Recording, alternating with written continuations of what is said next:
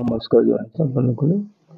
আৰু মই যিটো আপোনালোকে প্ৰশ্ন কৰিছে, আজি সাহিত্য একাডেমী বঁটা পোৱাৰ কাৰণে মোৰ প্ৰতিক্ৰিয়া কি হ'ব পাৰে।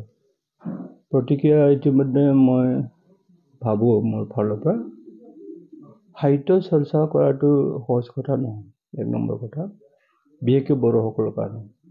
বড়ো লেখকসকলে সাহিত্য চৰ্চা কৰিবলৈ যাওঁতে কি পায় লেখকবিলাকে ক'ব, ময়ো ক'ম, আজি নকওঁ। আৰু যিয়ে নহওক, যিখিনি এতিয়া বৰ্তমান যিটো সাহিত্য একাডেমীয়ে মোক আজি সাহিত্য একাডেমী বঁটা মোক দিলে, সেইটো মই ভাবোঁ এটা উপহাৰ, মৰম আৰু স্বীকৃতি।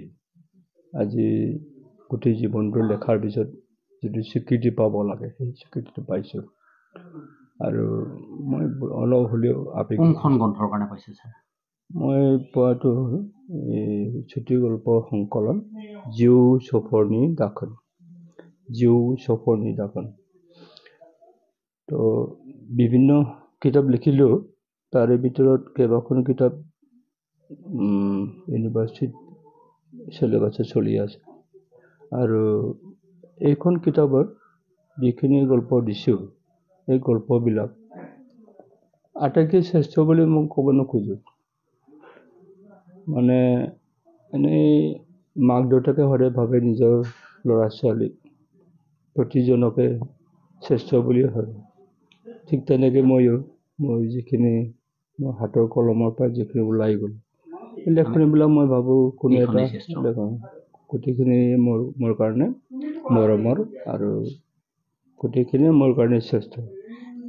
এই হিচাপে মোৰ লেখাৰ যিটো আৰম্ভ 1980 চনৰ পৰা প্ৰথমতে মই কিবা লিখিলোঁ উপন্যাস। সেইখন উপন্যাস এতিয়া বৰ্তমান ইউনিভাৰ্চিটি চলি আছে।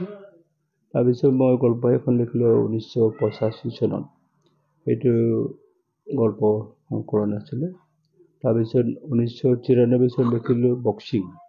সেইখন বৰ্তমান চলি আছে ডিগ্ৰী কৰ্চত বা আমাৰ MA কৰ্চত চলি আছে। তাৰপিছত লিখিলোঁ অবেদানাই দালাঙা বাইগ্ৰেন নাইছে।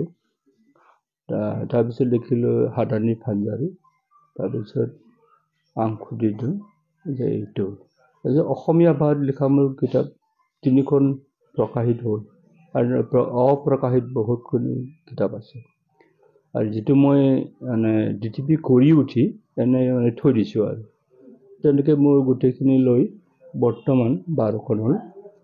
আৰু প্ৰকাশ নোপোৱা কিতাপ হ'বলৈ গৈ থকা কেইবাখন আছে, বোধকৰি 10-15খন হ'ব। কিন্তু টকা পইচাৰ অভাৱ। আমাৰ বড়ো ভাষাতে হওক বা অসমীয়া ভাষাতে হওক, বৰ্তমান যিটো যুগ, এতিয়া বৰ্তমানতো আৰু আমাৰ কিতাপ পঢ়া কিবাটো সময়ো নাই।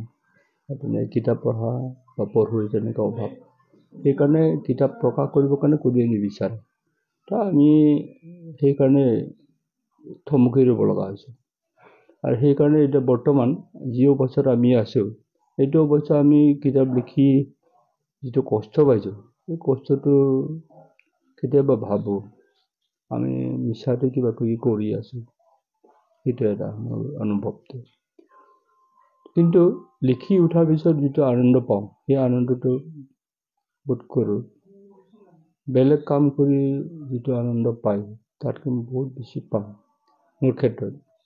এনেকৈ মোৰ জীৱনত এনেকুৱা আছে, গোটেই ৰাতি লিখি ৰাতিপুৱাৰ সময়ত যেতিয়া মই টেবুলৰ পৰা উঠিম, বহাৰ পৰা উঠিম, লেখনিটো বন্ধ কৰিম, তাৰ পিছতো মোৰ গান ওলায়।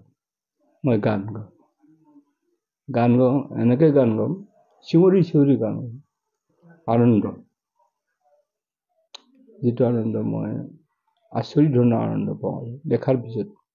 প্ৰকাশ পোৱালৈকে সিমানখিনি যিটো থাকে, তাতকৈ মই লিখি উঠাৰ পিছতে আকৌ যেতিয়া পঢ়ি ল'ম, বহুতখিনি আনন্দ পাওঁ। যিয়ে নহয়, এটা সৃষ্টি হোৱাৰ পিছত, সৃষ্টি কৰাৰ পিছত যিটো আনন্দ থাকে এজন আৰ্টিষ্টৰ, এজন শিল্পীৰ, এই বস্তুটো আমাৰ লেখকসকলৰ থাকে, কম বেছি পৰিমাণে সকলোৰে থাকে। ছাৰ আপুনি যে সাহিত্য চৰ্চা কৰাৰ বাহিৰেও আপুনি শিক্ষকতা কৰিছিলে, কেতিয়াৰ পৰা কোন স্কুলত শিক্ষকতা কৰিছিলে? শিক্ষকতা মই আৰম্ভ কৰিলোঁ মেট্ৰিক পৰীক্ষাত দি উঠাৰ পিছতে।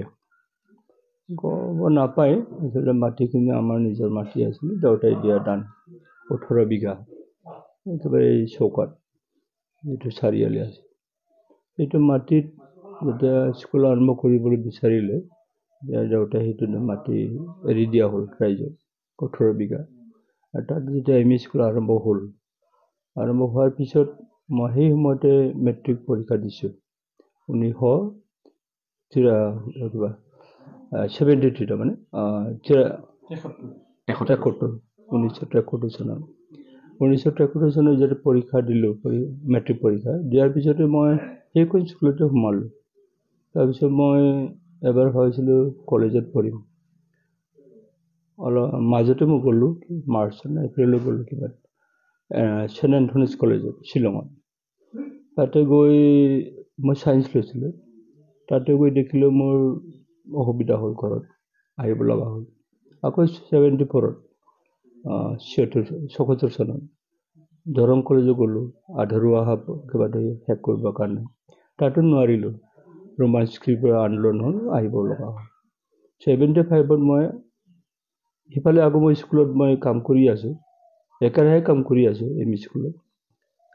কলেজত থকা সময়ত 1 মাহ 2 মাহ তেনেকৈ থকা সময়ত হয়তো মই স্কুল ক্ষতি হৈছে, কিন্তু তাৰপিছত মই ঘৰত আহিলে আকৌ স্কুলত যাওঁ, নিজৰ স্কুল বুলি ভাবোঁ। তাৰপিছত মই অম্বাগাঁও এম ই স্কুল আছে, তেতিয়া এম ই স্কুল আছে।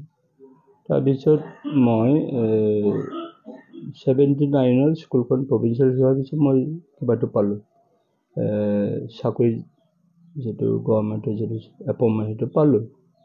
কিন্তু সেই সময়তে আকৌ হাইস্কুল স্থাপন কৰিবৰ কাৰণে ইচ্ছা কৰিলে ৰাইজে, তেতিয়া মোক প্ৰধান শিক্ষক হিচাপে আনিলে।